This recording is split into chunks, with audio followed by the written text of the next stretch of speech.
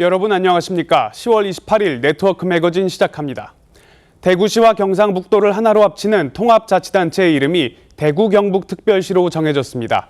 2년 뒤면 서울에 이은 두 번째 특별시가 생기는 건데 어떤 변화가 생기고 또 남은 과제는 뭔지 이심철 기자가 보도합니다. 홍준표 대구시장과 이철우 경북도지사가 서로 손을 맞잡았습니다. 광역지자체로는 처음 대구와 경북을 합치기로 의견을 모은 겁니다.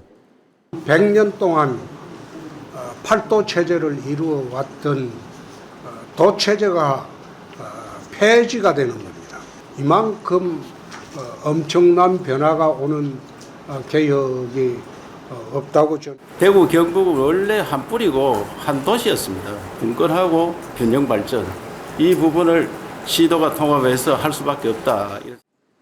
합의문에 따르면 통합자치단체의 새 이름은 대구 경북특별시입니다. 첫 광역시도 통합이라는 취지를 고려해 서울특별시와 같은 지위를 부여했습니다. 특별시장은 장관급으로 국무회의에 배석할 수 있습니다. 앞서 이견이 있었던 통합청사는 따로 두지 않고 대구시청과 경북도청을 모두 활용하게 됩니다. 하지만 이제 실제 통합을 이루려면 두 지역의회의 의결을 거쳐야 합니다. 또 국회 특별법도 마련돼야 하는데 다수당인 민주당을 설득하는 게 관건입니다. 통합 이후 소외될 것을 우려하는 경북 북부 등 일부 시군구의 반발도 완화시켜야 합니다. 행정안전부는 범정부적인 지원을 약속했습니다. 합의문에 포함된 7개의 합의사항이 실현되도록 최선을 다해서 지원하도록 하겠습니다. 정부와 대구 경북은 2026년 7월 통합시 출범을 목표로 하고 있습니다. TV조선 이심철입니다. 울산 북구청이 어린이 보호구역에 기존 반사경보다 1m가량 더 높은 키높이 반사경을 설치했습니다. 버스나 화물차 운전자 눈높이에 맞게 반사경을 올려 사각지대를 줄이기 위한 시도인데 실제 설치된 지역에선 우회전 사고가 아직 한 번도 일어나지 않았다고 합니다. 김동영 기자입니다. 건널목에서 초등생 2명이 길을 건너는 순간 우회전하는 대형 버스가 이들을 그대로 덮칩니다. 바퀴에 깔린 초등생은 크게 다쳤습니다. 차체가 높고 큰 버스나 화물차일수록 우측 사각지대가 더 커지면서 이런 사고의 위험성이 높아집니다. 키가 작으면은 거의 잘 안 보이죠. 방어운전 해도 애들이 갑자기 돌발 행동을 하니까. 울산 북구청이 어린이 보호구역에 키높이 반사경을 달았습니다. 키높이 반사경은 일반 반사경 높이인 2.5m보다 더 높은 4m에 설치되어 있습니다. 반사경이 운전자 눈높이까지 높아지면서 사각지대였던 건널목 앞 인도 모습이 그대로 드러납니다. 반사경 높이를 제한했던 규제까지 풀고 적용한 건데 지난 1년간 시범 설치 구역에선 무사고 기록을 세울 만큼 효과가 컸습니다. 특히 일반 반사경을 변형해 만들 수 있어 구매 단가가 낮고 시설 유지 보수에 큰 비용이 들지 않는 장점도 있습니다. 특별히 특허나 실용신안 또는 디자인 등록을 하지 않았습니다. 다른 지자체에서 편리하게 언제든지 사용할 수 있도록. 울산 북구청은 지역 2곳에 키높이 반사경을 추가 설치하는 등 보급을 더욱 늘린다는 계획입니다. TV조선 김동열입니다. 강원 춘천의 한 고급 주택단지에서 누수와 부실한 마감 처리 등의 하자가 잇따라 입주 예정자들이 반발하고 있습니다. 시공사의 자금난으로 한때 공사가 중단되며 가뜩이나 입주가 지연된 상황인데 아예 준공을 미뤄달라는 민원까지 제기됐습니다. 대체 하자가 어느 정도인지 이승훈 기자가 취재했습니다. 난방 배관과 하수도관이 지나는 공간입니다. 바닥엔 신발이 잠길 정도로 물이 가득 찼습니다. 어머, 어떻게 물이 들어왔어? 끝까지 봐. 어머. 근데 바퀴가 안 돼 있어. 삐뚤빼뚤 쌓은 벽돌과 금이 간 벽면, 마감이 안 된 바닥의 타일, 어긋난 창호까지. 집안에 개별 승강기까지 있는 99세대 규모의 고급 주택단지에서 발생한 하자들입니다. 사전 점검을 나섰던 입주 예정자들은 부실 공사라며 반발합니다. 바닥이 틈새가 보인다든지 이런 것들을 보니까 이게 공사가 좀 믿음이 가지 않았고요. 그런 것들이 혹시 부실 공사로 이어질까 봐. 시공사인 삼부토건은 공사가 98% 완료됐고 중대 하자가 아니라며 춘천시의 입주를 위한 임시 사용 승인을 요청했습니다. 결정적 하자는 없어요.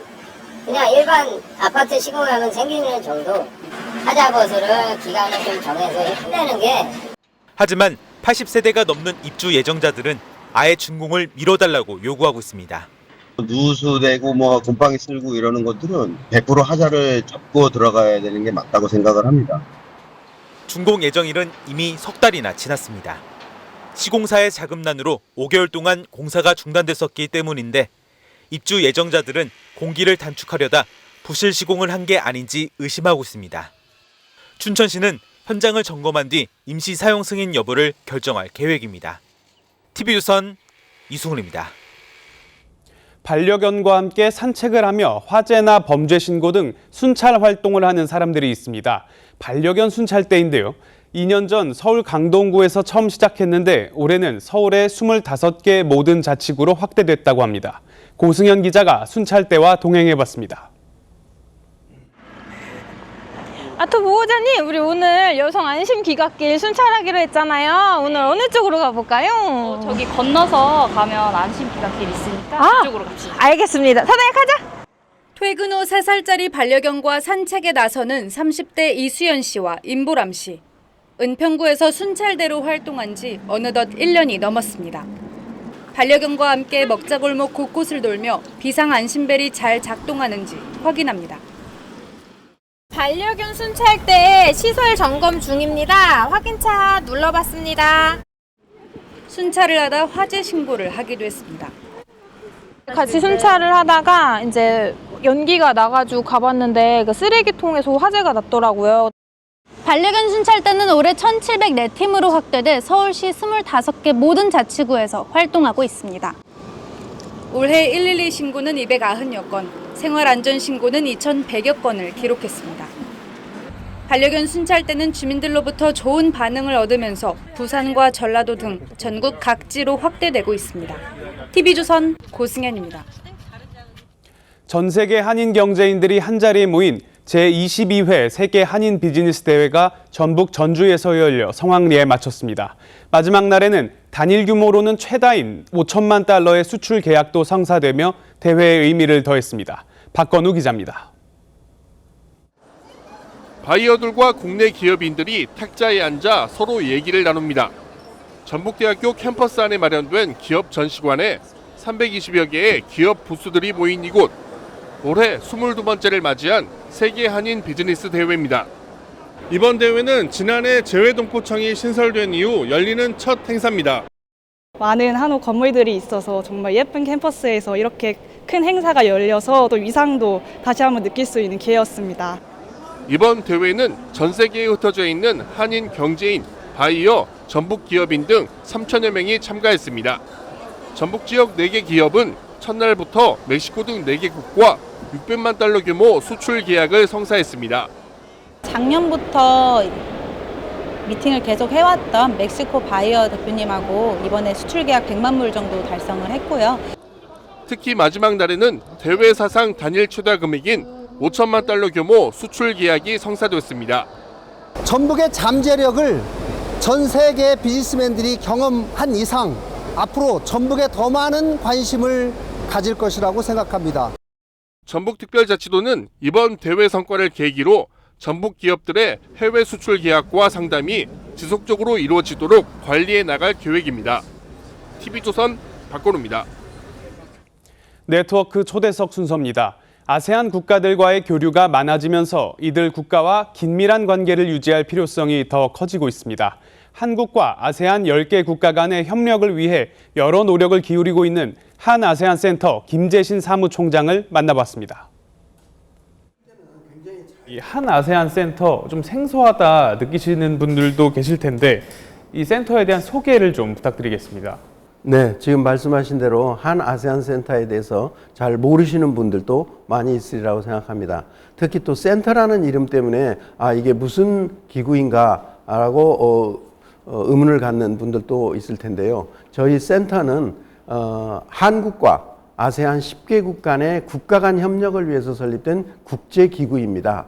2009년에 우리나라가 아세안 10개국 정부와 함께 한 아세안 대화관계 수립 20주년을 기념을 해서 양측 간의 지속적인 파트너십을 강화해 나가자 하는 그런 취지에서 정부 간 협정을 통해서 설립되었습니다.